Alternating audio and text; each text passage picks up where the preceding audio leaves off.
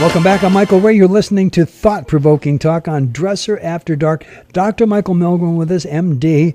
He's the author of Never Forget My Soul. It's a novel integrating spirituality with psychology, PTSD, children of Holocaust survivors. He's a psychologist, a psychotherapist, and attorney who specializes in group therapy with his own practice in Silver Springs. MD, and we love MD. Let's say, Michael, hi, welcome to the show. Hello. Nice to speak with you, Mike. Oh, and thank you so much for being here. Trauma. There is so much running around in this world. Do we create a lot of it ourselves? Very much, too much.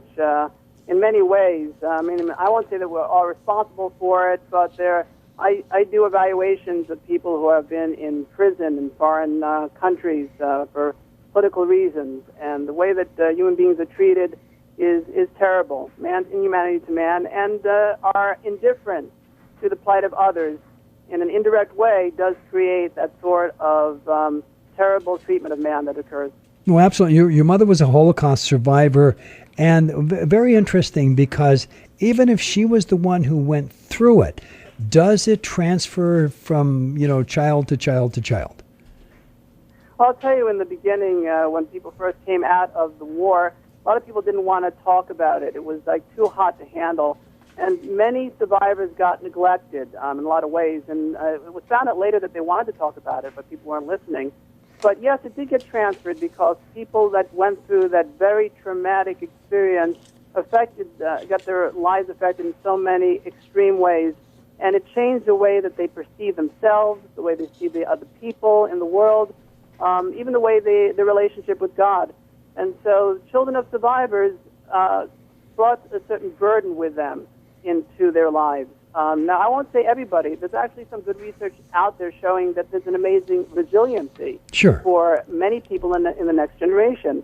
But there are certain characteristics that I've seen in my experience and in my reading as well of children of Holocaust survivors, that they really do have certain unique challenges that they have to face. And I'm one of them. Sure. And by the way, when we deal with this, when our parents model for us, it may not necessarily be something that they say to us that causes the action or the reaction. It may be a way that they experience things, the way they handle things, and so on and so on and so on. You take a mother who was brought up, let's say, born in during the Depression era, and men and women were completely different definitions. And as far as the mother was concerned, men are a certain way, and that's it. You don't trust them. She has a daughter. Right. She tells the daughter the same thing, and her daughter learns the same thing. You got 3-4 generations later, and they don't trust men. That's exactly it. As a psychologist, what I see time and time again, and I try to explain to people, it's not what you say to your children that makes a difference. It's the way you are with them. It's an intangible, the way you behave in front of them, and really, most importantly, how you think about the world gets passed down to the children. So it's very important for the parents to deal with their own emotional needs. Otherwise, it does get transferred. Okay, and by the way, I know you talk about post-traumatic stress disorder, but that's not necessarily from from someone being in combat and coming home. That can be someone like your mom, transferred to the child. Yes, that's very true. That's very true. I mean, we hear about it in terms of war all the time now because the United States has been so affected by it, and alarming statistics of how people have post-traumatic stress disorder, and the rates of suicide amongst those who've been in the Army is just astounding. But yes, I mean, it could be even the result of natural disasters as well. It's anything that's life-threatening. But you see, when it occurs in connection with someone torturing another person and in connection with hatred, it has an added dimension. Because, yes, we all could be in an earthquake or in a hurricane, but to actually see that sort of ill will and hatred and desire to destroy in another human being changes how a person sees other people in the world. Sure. Changes their ability to trust and to have close relationships and how much they want to actually engage with other people in the world. Yeah, and by the way, now you framed Never Forget My Soul, you framed it as a novel. What was the intention there? Well, it's an interesting question you asked. I actually recently gave a presentation on dealing with the Holocaust experience and how people in the next generation deal with it. And one very important aspect of that is many people turn to art to express themselves because the feelings run so deep, they can't deal with it in just a dry academic way. And I think that was really how it grew up out of my experience from wanting to share something with people, wanted to do it in a very raw way that was immediate. So it has a lot of information that I know about psychology and from the experience of children of Holocaust survivors, but it goes way beyond that. I want people to feel the immediacy of the experience, the struggles of the people, how earnest that struggle is, and maybe in experiencing that, people can actually get inspiration to make their own changes. Because the book is not just about the suffering passed on from generation to generation, but about hope, about how people can turn to a new and better life if they have proper guidance and if they're integrated with others in a positive way. Yeah, Michael, let me give you a great example of that, and I've seen this time and again over the years. You can't tell anybody anything anymore. Most people, they don't want to hear it. If I were, and I will answer the questions as I ask them. Okay, if I were, to, and I don't think so, but if I were to call you stupid, and let's say I offended you, all right, and yeah. And let's say that you and I were sitting down having a cup of coffee and I talked about other guys just like you, same upbringing, same family values, same education, same focus, same everything. And I was talking about how they were doing some stupid things. And then you recognized you might be doing some of the same things, or you were doing. And I think that's really where the key and the power of a novel. It's when somebody frames it in a third party and somebody is allowed to see it for themselves and make the decisions for themselves. I think that's really where the power is. Well, I agree with that, and I hear very much what you're saying because, a novel involves all of someone's imagination, and it makes it really alive for them. Incidentally, much more alive, I believe, than a movie does. Because a movie presents it to you, and a novel, you get pulled into it, and people have actual measurable physical reactions when they have visual imagery, mental imagery, and this is what happens to them in a novel. So, the experience can be very powerful for people, and I wanted it to be a powerful experience because, I feel these things deeply. There's Sure. one thing about the children of survivors, and that is that things have a big impact. There's this feeling of wanting to have a big impact in the world, and that things that we do are very important and want to change people in some way. Well, sure. It's a recognizable experience that triggers an emotion. I think the great example of that, let's talk about the movies for a minute. You walk into the movie, you've got trained and skilled actors, actresses, and part of that learned skill is knowing that what they say and what they do is going to cause a predetermined effect. They're looking for a reaction.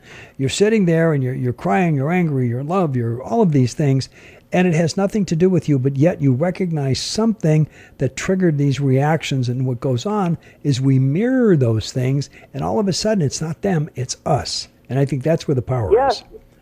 That's true. But the power of a novel, and I've always felt this so strongly, is that you get a visceral reaction from watching the movie, but the sort of depth that you get from being able to perceive the inside of the person, which you really see when you're reading a novel, it makes it a totally different experience. And that's so important when talking about dealing with the first generation, second generation, that so much of their experience is not something that you can necessarily see on the face or see in the action, just in a passing glance. It's something that's so deep that it takes time to study and to understand, and to actually hear the thoughts and hear the struggles from the inside gives a whole new dimension and a new understanding of it. Oh, by the way, I agree. We're on the same side of the table with that. So yes, absolutely spot on. And I really believe when it comes down to it, that even with the novel, with the movie, or if you're sitting down talking to someone, it is the recognition of the problem that triggers the reaction. It's like a marker. You're familiar with somatic markers? Somatic markers. I'm not sure. Yeah, okay. It's an emotional bookmark. It's a tag. And, it connects your experiences to recognizable associations. And in movies and in books and in advertising, the markers are strategically placed. It triggers the reaction. There's where that call to action comes from. But and I think you're right. In the book, it's so much more powerful. Right. So my approach in the book was I really started to want to present to people what the process of group therapy was like, because there's a lot of drama in group therapy. In group therapy, people gather together, and being so stimulated by talking about their issues and their lives in the group makes them start to make associations with other important people in their lives. So they might react to someone in the group as if they were their wife or their brother or their sister. And so that brings a lot of issues back into the group, gives people something to talk about. I think there's a lot of drama and interest in that. So I started to write that book about that. And then I found, as a child of a survivor, I just kept on launching into issues of what is the experience of children of survivors. I have two of them in this group. And then I have other people who have dealt with trauma.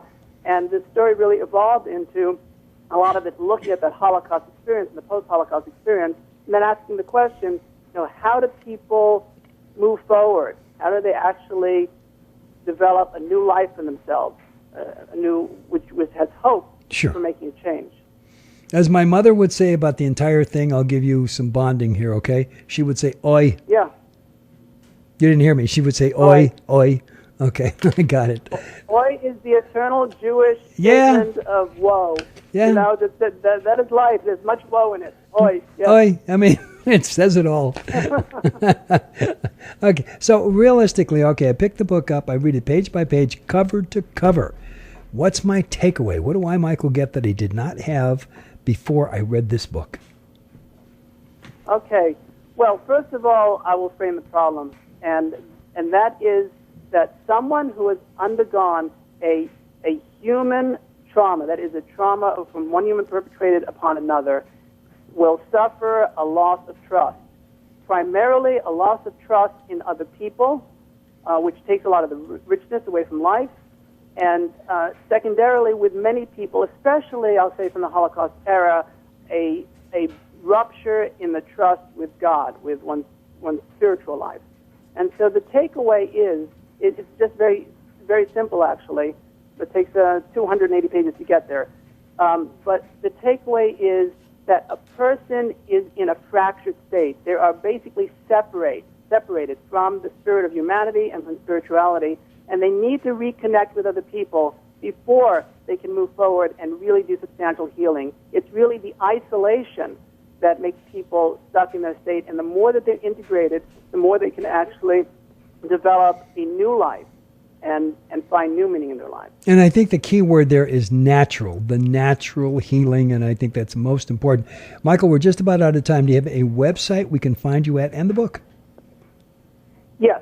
My website is drmsolutions.com, and it has information about the book there. It has various sections on that website.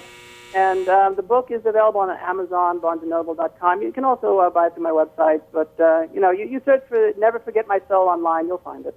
Wonderful. Hey, thank you so much for joining us tonight. It's been a real pleasure talking with you, Mike. Take care. Good night. Okay. Good night. Bye-bye.